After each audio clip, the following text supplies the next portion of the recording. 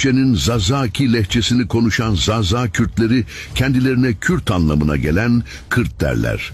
Ayrıca lehçelerine Kırtki veya Kırdi derler. Zazaki Kürtlerin kendilerini belirtmek için kullandıkları bu Kırt sözcüğünün kökeni hakkında bugüne dek çok değişik yorumlar yapılmıştır. Bu yorumlardan en çok kabul göreni antik Yunanlı yazarlardan Polybius'un milattan önce 200'lerde sözünü ettiği Kürti ile yazılan Kirti anlamındaki sözcüktür. Aynı yüzyılda coğrafyacı Strabon Medya bölgesinde bulunan Kirti diye adlandırdığı savaşçı okçulardan bahseder.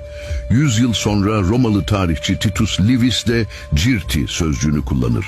Bu antik yazarların belirttiği bu Kirti ismi bugün bazı bölgelerde Zaza Kürtlerinin kendileri için kullandığı Kırt ve bunun çoğul biçimleri olan Kırdi veya Kirdi sözcükleriyle neredeyse aynıdır.